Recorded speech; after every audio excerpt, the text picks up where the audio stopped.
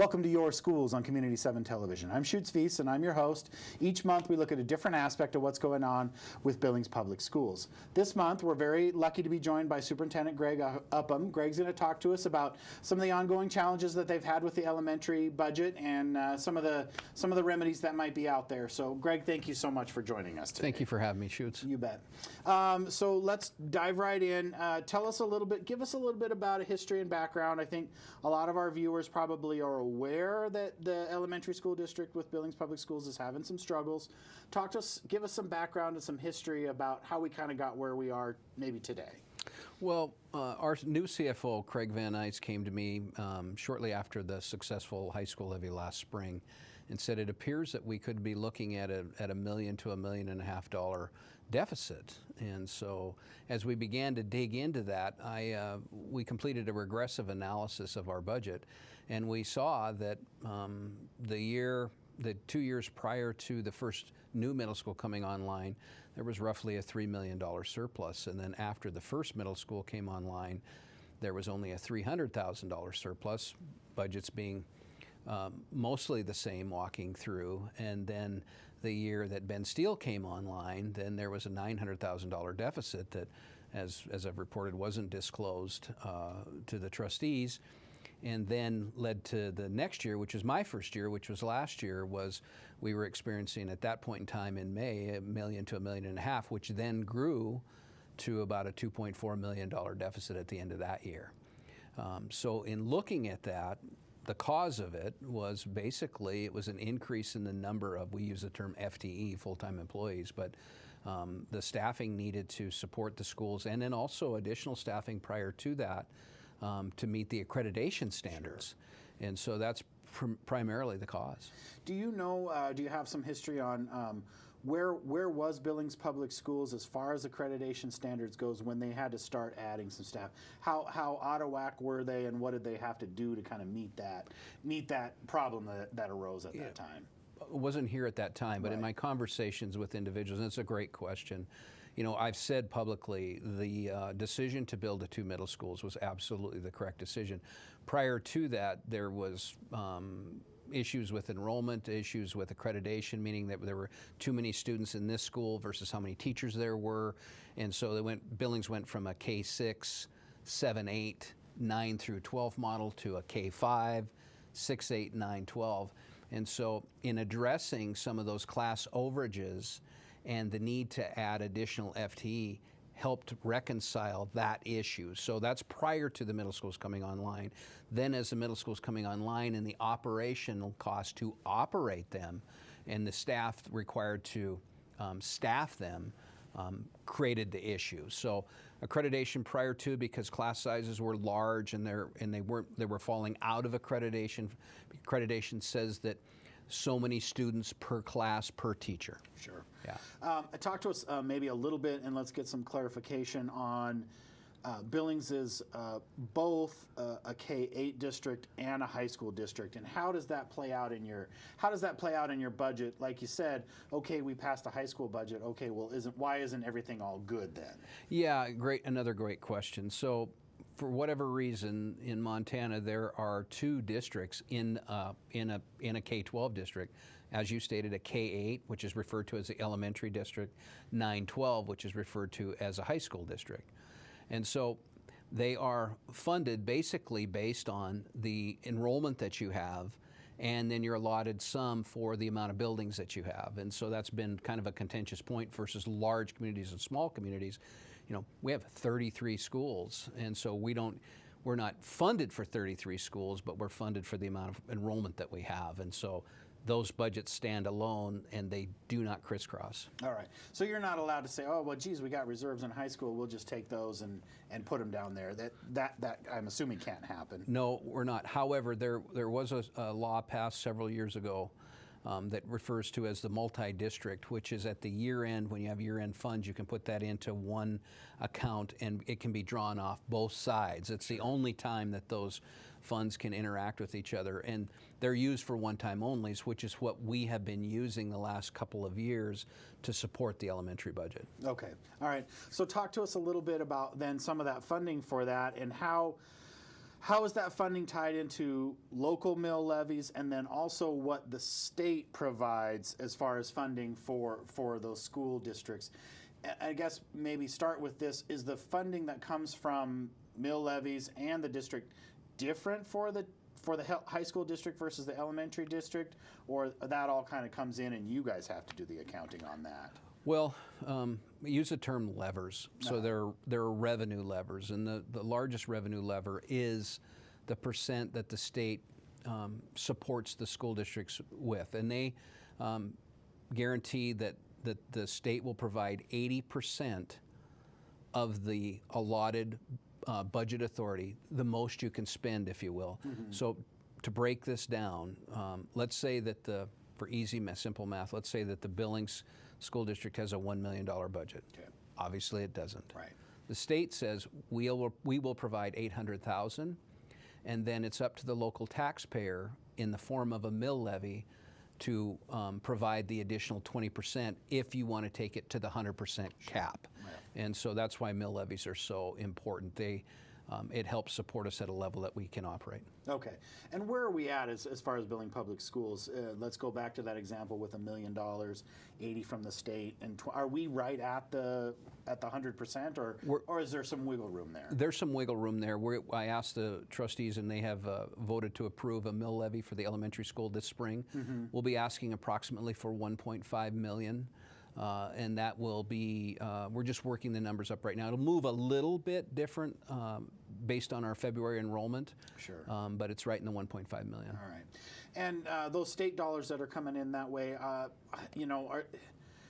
is that calculation, is that something you guys are comfortable with, or is there some things you'd like to see changed in how that calculation is made? Well, I've called into question the funding formula itself. And what I've experienced in my 33 years, Shoots, is I believe when the formula was first designed, and basically it states you have this amount of funding per student.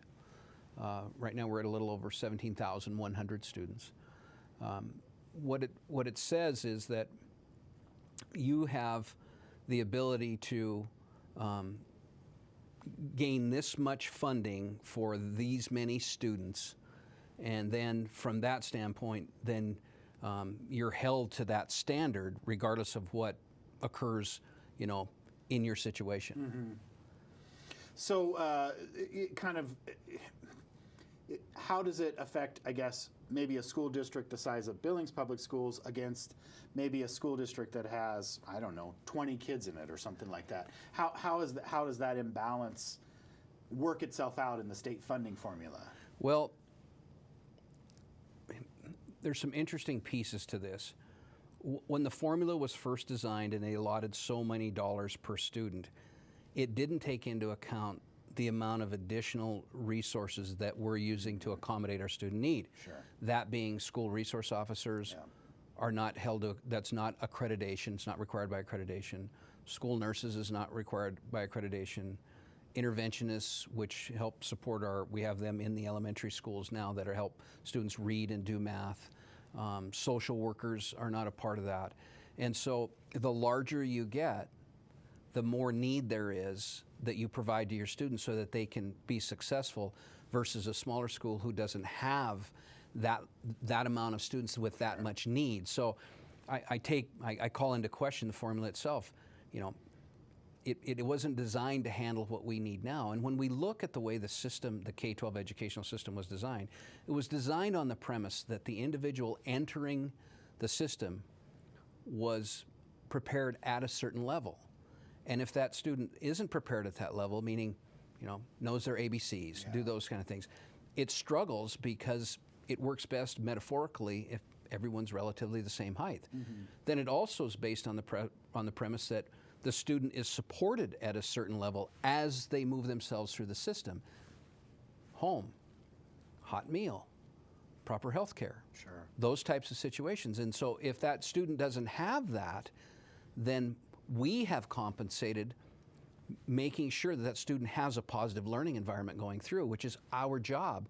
But again, it didn't take into account all the extra resources we're putting toward our kids. Right. And so is the state's, I guess, contention on that funding formula to say, okay, well, that's your 20%. Those items that you talked about, the hot meals, the social worker, is it their contention that, you know what, that's what your 20% is for? Well, it could be, Yeah. right? It very well could be. I just know when you're in a large system, you have more issues and there's more students attached to those issues, so it requires additional resources. You know, if at the end, we have really two primary responsibilities. Number one is to make sure that our students and our staff are safe, that they're physically safe and they're emotionally safe. And then second, that they learn, right? And that we expose them to interest areas but they learn. And so those are our two responsibilities, and it's becoming more challenging just because of the issues that we're dealing with. Sure. Did you have discussions during this last legislative session with legislators about this and the funding formula and maybe some of the other larger districts as well? Are they feeling the same effects that Billings is?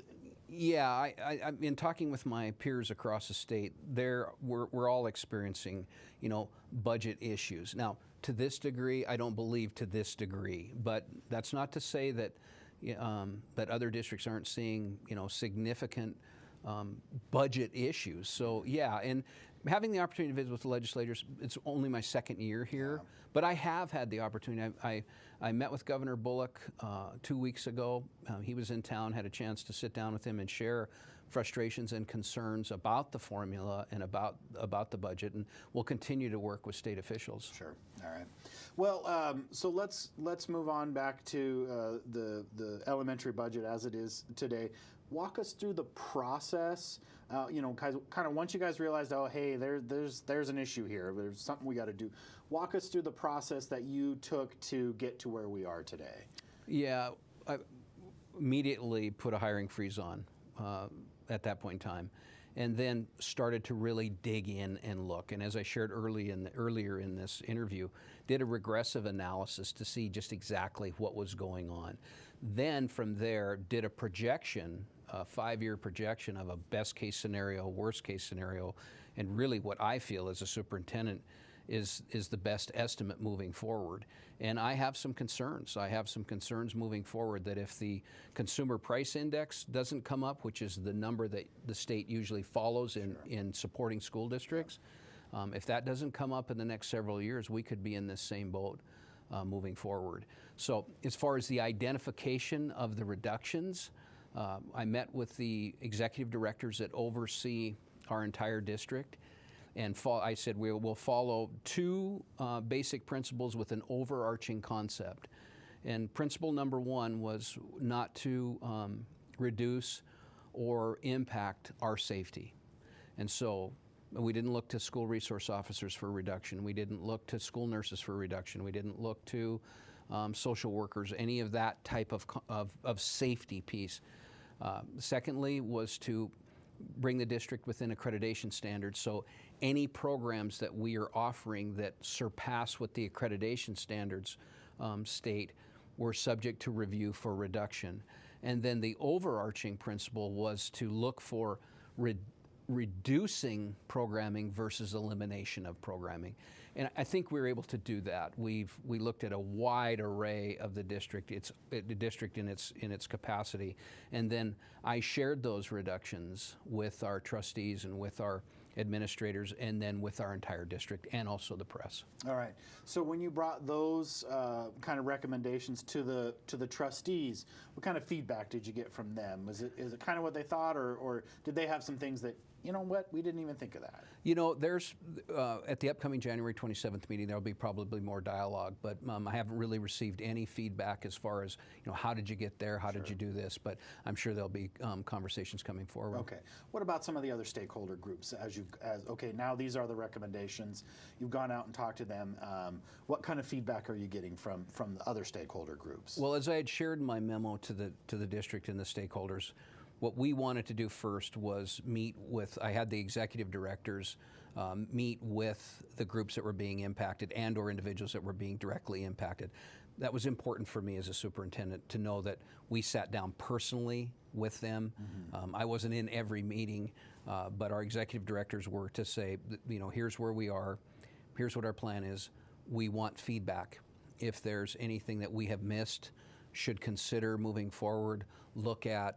We surely want to have that information prior to finalizing all of those. Okay, so kind of walk us through what some of those recommendations were and what's going to be impacted and where those where the cuts are going to be felt. Yeah, I don't have the list with me, but roughly 39 FTE will be impacted by this, from administration through certified staff, which is some of our interventionists are impacted, through our support staff, secretaries, custodians, as I mentioned earlier, administration. All parts of our district have been impacted. Okay, and then how will you, have you looked at places where, well, those folks are going to retire and we're not going to replace them, or what kind of a mix will you have as far as that goes? We did take a look to see, where do retirements help us? Again, I still wanted to make sure that we were functioning as a district and that we were meeting those needs of safety and also academic achievement. I mean, even though it's going to look different, and it has to look different, $4 million is $4 million. Mm-hmm. I wanted to minimize the impacts to the classroom, so they were as far away from that as we possibly could, other than the interventionists were close, which we went from 1.0 interventionists to 0.5 in each building. That was prior to the 2017. But those are kind of some of the thoughts in that area. Let's talk a little bit about let's talk about the interventionists.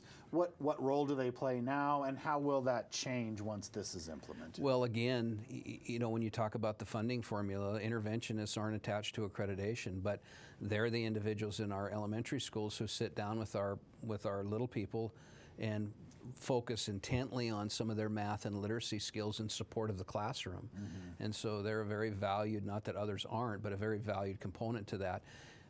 Prior to 2017, there was what we refer to as a half-time interventionist in each of our schools. The levy that was passed added to a full person, but our budget can't sustain it. Okay. So for those folks then, will they spend, there'll be less of them. They'll spend half a day at one school and half a day at another school. Is that kind of how correct. That'll work? Yep. Talk to us a little bit about. I know there's some impacts to the library. What are those impacts going to be, and how will they play out? Yeah, same type of situation. We reduce the number of FTE librarians, and then we'll adjust as far as where we staff and how we staff librarians to schools based on enrollment to hopefully stay out of accreditation violations. But as I said in the Gazette, we're up against the razor's edge, so it just is what it is. Sure. Well, and the last one that I can remember off the top of my head is there's going to be some changes, I think, in music as well. And talk to us about what that's going to look like. So again, we offer instruments in 5th grade, not attached to accreditation, and we'll look to revamp our K-5 music program to allow for instruments to be used in some capacity or introduced, because it's a great idea being able to expose that to our students and moving forward. But that's the idea. Again, it's not attached to accreditation, and so that's where we are. All right, and I know there's some reduction in administration as well. Talk to us about what those are and how what you think those impacts would be. Right, we have a retirement at the K-12 executive director for this year, and then what I did was I combined 2 executive director positions, one that oversees the adult ed and community ed piece with the executive director that oversees the K-12 schools. So we are going to collapse those 2 into one. We've redistributed some duties on that side to assist with the budget too. So. And I believe also a principal out in one of the elementary schools as well. Thank you for reminding me. Yes, and an assistant principal at Orchard.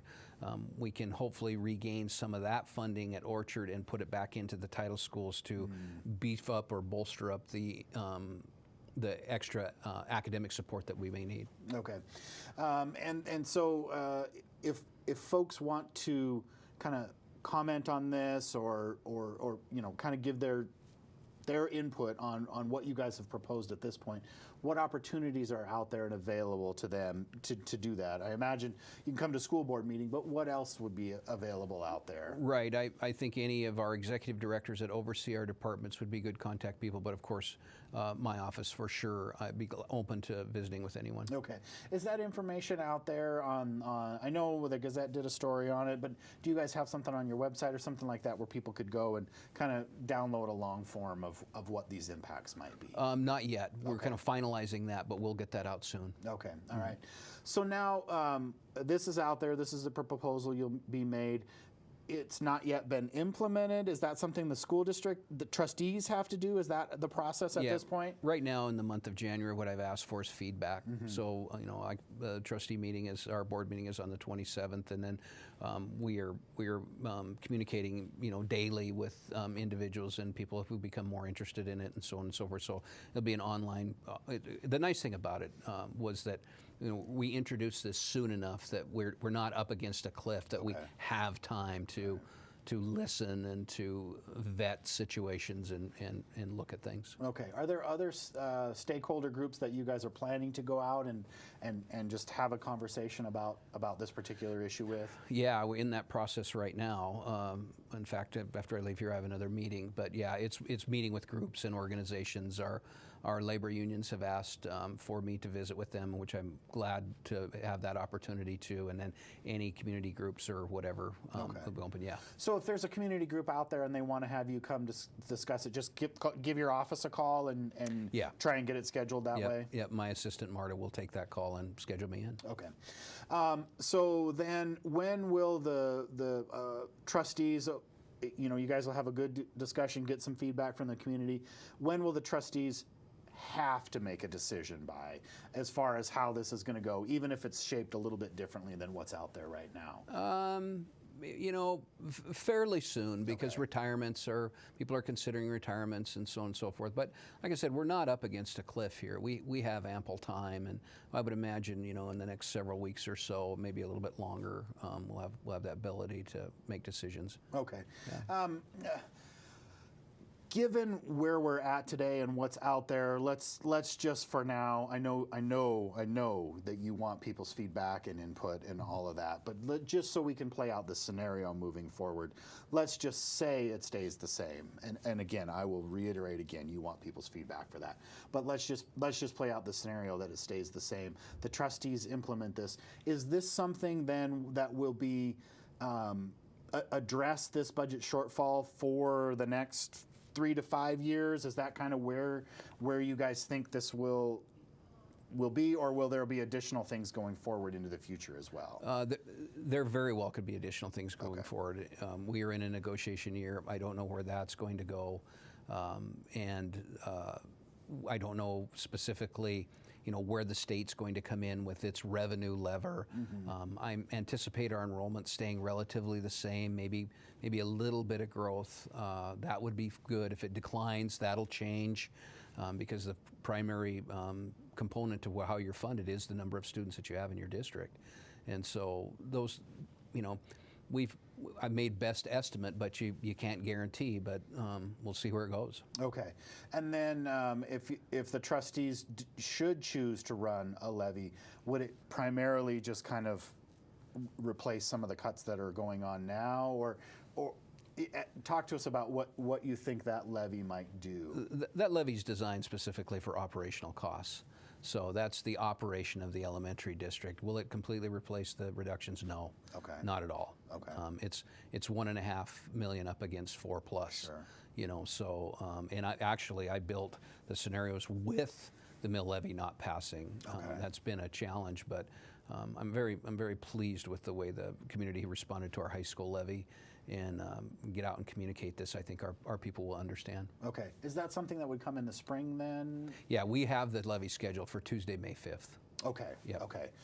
But the trustees haven't given a yay or nay on that yet? Yep, they've already approved it. Oh, they have approved that. Yep. Okay. We approved that in the December board meeting. All right. So that will be out. People will see that probably April. If it's a mail ballot, I think it's 30 days. Yeah, right. 30 days before that. Okay. And you guys will be out talking about that as well. Absolutely. Okay, Yep. very good.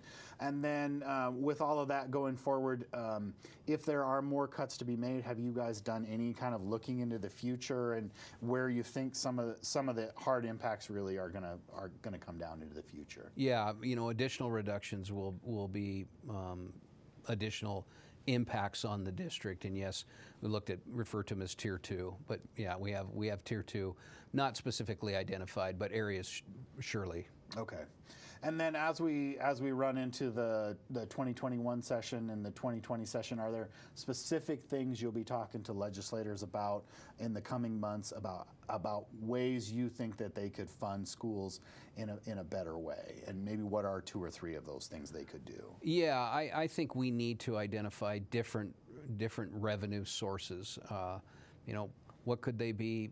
It could range anywhere from are there specific new taxes that could be thought of? I'm not going to say sales tax, but that type of situation that we could work with our legislators for, because I really believe that other schools are going to approach this. Granted, there's 2 new schools that are online, but they're not operating at low capacity. They're operating at very functional capacities, and so we again, I'm questioning the formula. We're within the range of our accreditation standards, and some over the top, but for the right reasons. So I want to engage in a much more robust conversation about the formula itself, and if I'm saying that we need more support. So where's that support going to come from?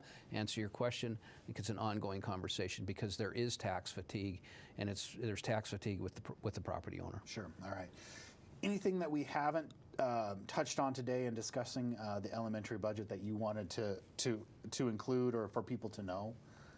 No, it's a significant issue for our community. Okay. It really is. It has a potential to be more detrimental depending on how the revenues come from the state. We are going to have to figure this out. This is something that we're going to have to work together with. This isn't just a passing fad. Okay. There's some significant issues with this. All right.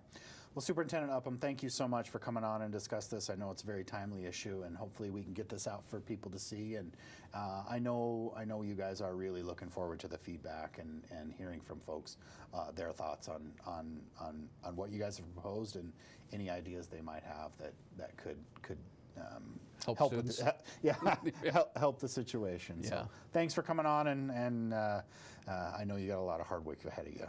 Shoots, thank you for having me. You bet. Appreciate it. All right.